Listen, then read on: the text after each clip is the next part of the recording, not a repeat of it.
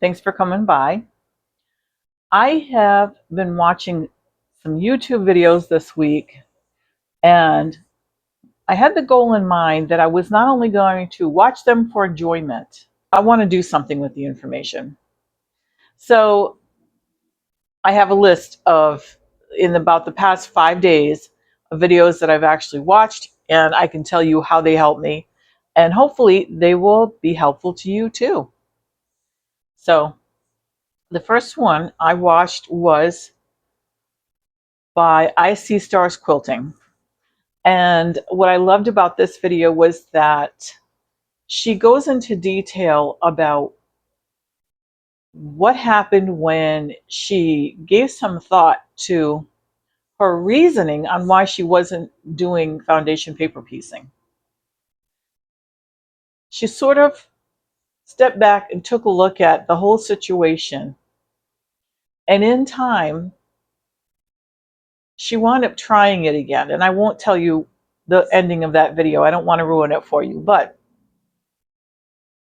I really appreciated her point of view on not only just the situation with foundation paper piecing, but various types of other types of quilting in general, and how we can find ourselves coming to a conclusion about something and then one day later on saying, you know, why was I thinking that in the first place? Maybe I should give it a second try. And I love that she did give it a second try. So I'll let you watch that. She's a wonderful speaker anyway. So she's got many wonderful videos that you'll enjoy, but that one stood out for me this week. And what helped me, the way that I found it useful to me this week was I kind of written off the idea of doing a rag quilt.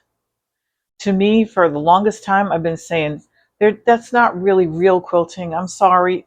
Well, who am I to say that, right? So I've decided in pretty near future, especially as the weather's in the fall starts to cool off a little bit, I'm definitely going to try doing a rag quilt and see how I like it. Maybe I'll enjoy it. So there's that. The next one I watched was A Tour with Tula, part 1 of 6. And this was by the National Quilt Museum. And so the video was put out there by the National Quilt Museum in Paducah, Kentucky. The featured Tula Pink, and she spoke about her process.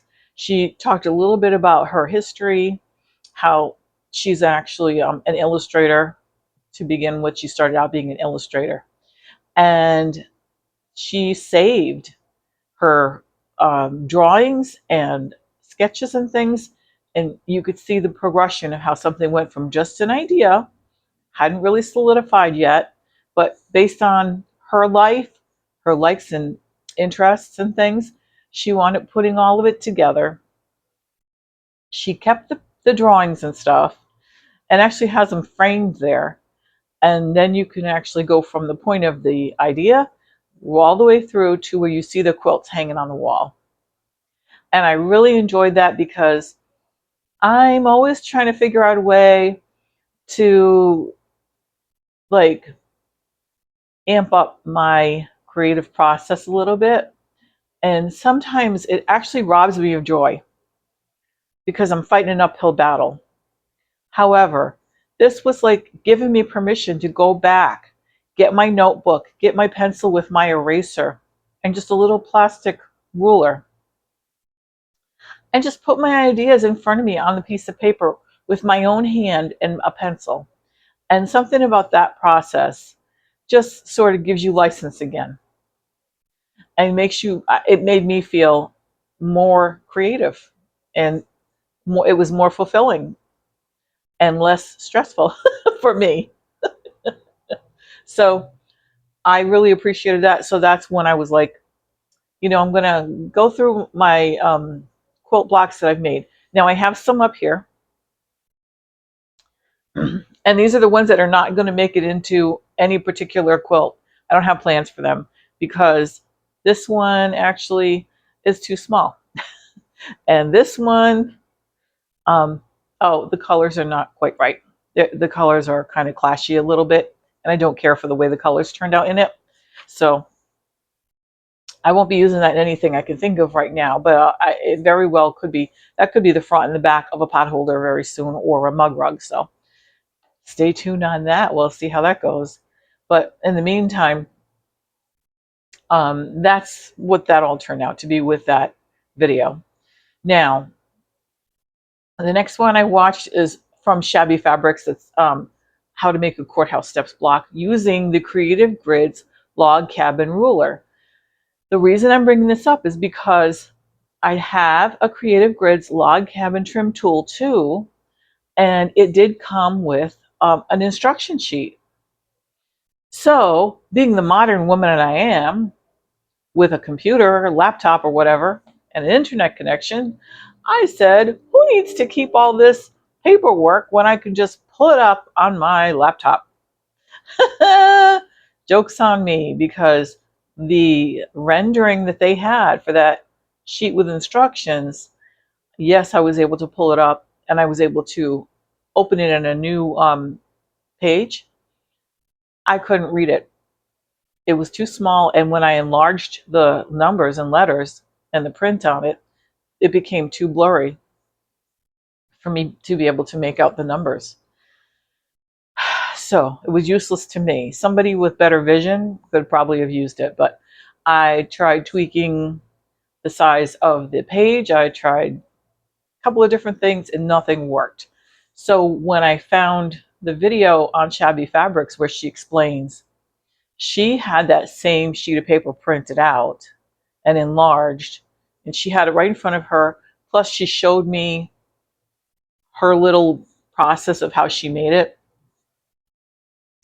and it was as clear as could be. And I whipped up a courthouse steps block. That's what I wanted. The other thing is that there is a video for the log cabin trim tool too that is very explanatory about the log cabin, where you go around.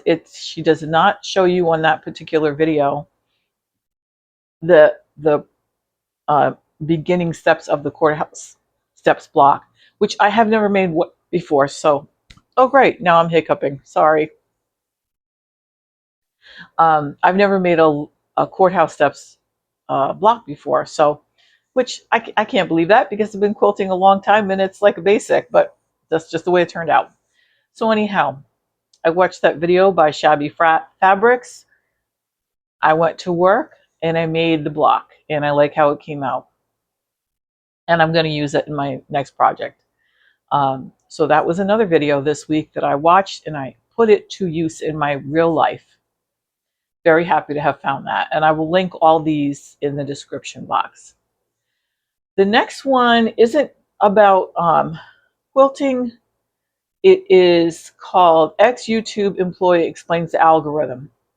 I know it's not about quilting, but for me personally, there were a couple of questions that have been nagging me since as long as I can remember about YouTube's algorithm. And this person finally gave me a decent answer. Now, I could go on and do more research and learn more about it, but to be honest with you, the basic answers that I got addressed really what I needed to know.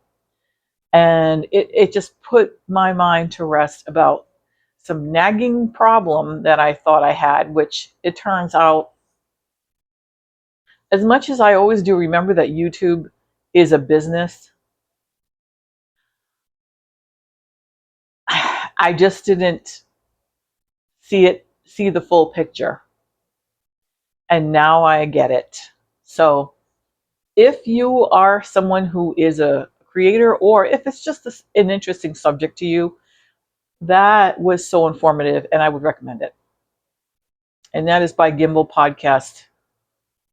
And I would definitely recommend watching it. The next one is, which I did today. I actually did this today. There's a guy, his channel is called Sewing Machine Repair Guy. Seems like a sweetheart. He does a good job with his videos. And I have watched many of his videos where he shows individual machines that he he brings in, and he'll either fix them or maintain them. And he's got a lot of good tips and tricks for various machines. I have this Kenmore 385. It's a 158. It has a plastic cover on it, and it sounds like um, a clothes dryer full of hammers. It's just sounds so sad and crumbly and crunchy in there. And um, and when I opened it up to clean it, when I brought it home from the thrift store, I looked inside. There was not a single dust bunny. So whoever purchased it did not use it, which I thought was interesting because it came with the desk. So whoever it was never used this machine. And so I opened it up and I found there was no mess in there to clean up. But because it could very well be 25 or 30 years old, I don't know. Um, Maybe it's just that it's dry. So I did oil it. So I opened the machine up the best I could. I couldn't get it completely open, but I did get parts of it open. And I put oil on the parts where the metal was touching metal. I don't happen to have any grease right now. I will be getting some of that eventually because I'm going to need to use it on my other machine as well. So um, I will be getting that eventually, and I will give it another go.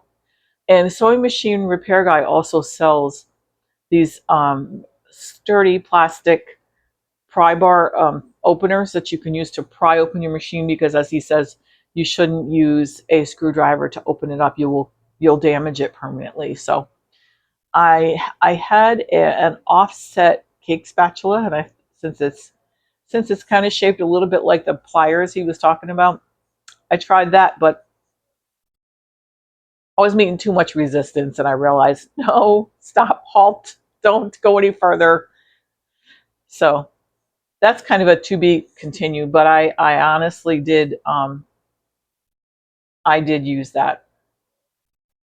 And then the last but not least was how to make disappearing quilt box, 4 different shapes, unlimited designs with Tulip Square. And then it's the Tulip Square website, or Tulip Square YouTube channel, I mean. And it's an older video. It's many years older. It's good 6, 7, 8 years old, but the instructions were clear. The lighting was good. The video was good quality, and I was able to see exactly what she was demonstrating. And so I went ahead, and after I watched that, I said, I'm going to go ahead and I'm going to make that disappearing block. And that is this orange one behind me here. And I liked how it came out. And it was so easy. Um, Somehow it was easier than just making, because to me that looks like a Greek key, I think they call it. But then it even has a little pinwheel in the middle. So I felt like it was actually quicker and easier than making it the long way. So yeah, very worthwhile video. And she's actually got a lot of really good videos on her website, on her video channel. So that's what I really enjoyed and found practical value in this week from YouTube. And so I encourage you guys to go ahead, and if any of those channels pique your interest, I found those videos very worthwhile, and I hope you enjoy them. And that's about it for me this week. Thank you for coming by. Hope you have a great week. See ya.